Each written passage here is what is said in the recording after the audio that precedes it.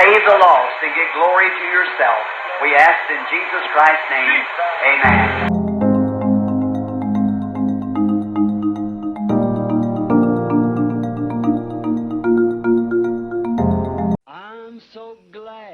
ndagushushaho kurikira Shalom TV Imana igumugisha nkwaye ikaze mu kiganiro Branham aravuga. Benshi muri mwe mumaze kumenyera ko gitambuka buri wa kabiri saa 12 z'umugoroba kuri Shalom TV. Iki kiganiro kivuga ku nkuru umuhanuzi Imana yatwereje muri kino gisekuruza cya nyuma Rev William Marion Branham atubwira, ndetse akanakuraho n'icyigisho gifasha imitima yacu ndetse n'ubugingo bwacu. Iki kiganiro mukigezweho nanjye ni Inzigabo Madadire Kabe.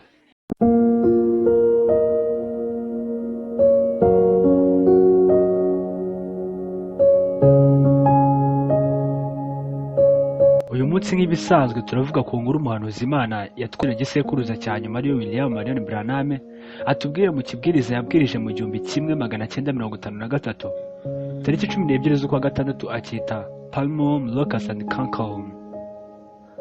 Branham atubwira inkuru yasomye witwaga Jacoy. Uyu mugabo yari umuhinde ndetse akaba n'umugide cyangwa se twakita umuyobozi uyobora abandi nk'ishyamba.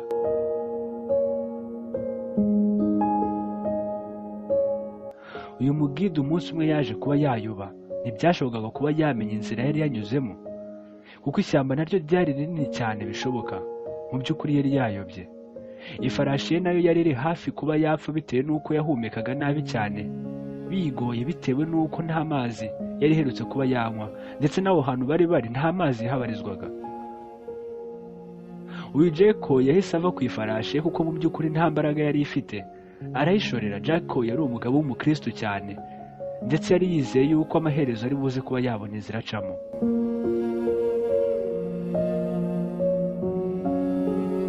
Mu by'ukuri Jacoy yagenze urugendo rurerure cyane, nuko aza kugera ahantu hari umukumbi w'imbogo. Mu by'ukuri hagaragaraga nk'aho hari inyamaswa zahabaga. Muri we yahise yibwira ko wenda bagiye kugera ahantu runaka hari amazi, nuko yongera yurira ku ifarashi ye nanone. Ariko ibi byo ntibyari bigishobotse kuko ifarashi ye nayo yari isigaranye imbaraga nke cyane, ntibyari gushoboka ko ibasha kumutwara. Mu by'ukuri nta kabuza nawe Yesu yongera aramanuka.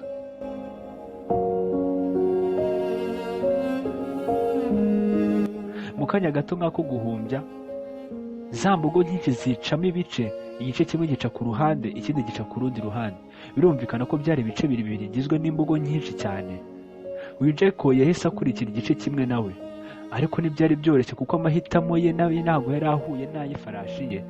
Nuko Jacoy yagerageza kwinginga asunika ifarashi ye ngo yinyuze mu nzira we yari yahisemo, ariko ifarashi iramutsembera. Ahubwo ifarashi nayo ikomeza guhatiriza ishaka guca mu nzira yayo. Kuri wowe ukurikisha Shalom TV muri kino kiganiro Branham aravuga, ntibyakugora kumva ko nka nyirayo Yesu yongera ararakara cyane bishoboka. Ahita ajugunya ibyo yari afite byose kuri ya farashi, arangije aranayikeba, amaraso aravirirana. Ifarashi itangira gutagangara. Jacoy yibaza ikintu kiri gutuma imusuzugura kandi yari imaze kumutwara ahantu harehare. Gusa ifarashi nayo yumvaga amazi ari mu gice yifuzaga kuba yacamo, kuko mu bigaragaraho ni hari haciye n'imbogo nyinshi cyane. Uyu mugabo asubije ubwenge ku gihe nyuma y'uko yari amaze kwibaza ahantu hose iyi farashi yari yamutwaye. Ifarashi ye yemeye kumutwara ku buntu ndetse no ku bugwaneza. Nuko arangije arayibwira ati mbabarire kuko nakoze ibitari gukorwa. Mu by'ukuri ubwoko bw'ifarashi Jacoy yari ariho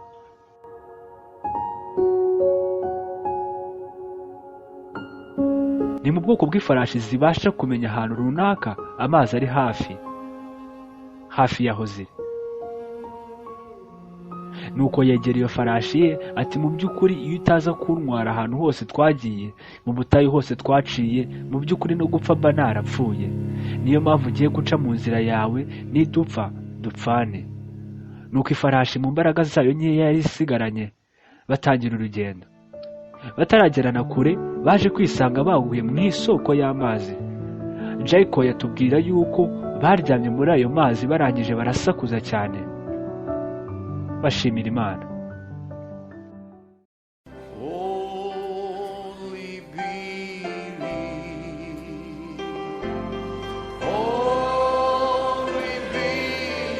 umuhazi Imana yatwereje muri kino gisekuruza cya nyuma ari William Marion Branham yanzura mu magambo ye make agira ati sinifuza kugereranya Imana yanjye hamwe n'ifarashi, atari ko Imana yankuye kure cyane, ati umwuka wera wankuye kure. Nyuma y'urugendo rurerure nagenze rw'ubuzima muri iyi si ntaramenya Yesu Kristo, ati Imana idukura mu burwayi ndetse no mu mwijima mwinshi w'iyi si, ati nzayizera ndetse no mu gupfa kwanjye. Ati ibyo byose ntibizanwa na teolojiya cyangwa se kuba uri umuhanga mu by'isi, ahubwo bizana n'umwuka wera, ari ryo jambo ry'Imana. Icyo nicyo cyifuzo cyanjye mushiki wanjye ndetse nawe mwene data. Mureke twemere tuyoborwa na Yesu Kristo. Ni naho ngaha dusoreje kino kiganiro Branham aravuga cy'uyu munsi. Ndagushimiye kuba twabanye muri kino kiganiro, mwibutsa yuko ushobora gukomeza gukurikirana ikiganiro Branham aravuga buri saa 12 z'umugoroba buri wa kabiri kuri Shalom TV. Kandi mwibutsa nimba uri mushyashya kuri Shalom TV usiga ukanze subscribe kugira ngo ubashe gukomeza gukurikirana inkuru zacu za buri munsi ndetse n'ibiganiro byacu bya buri munsi. Mwibutsa ko ushobora gukomeza kudukurikirana kuri Facebook wandikamo Shalom TV, kuri Instagram Shalom TV ndetse no kuri Twitter wandikamo Shalom TV. Ndagushimiye naho ubutaha. Imana ibahe umugisha.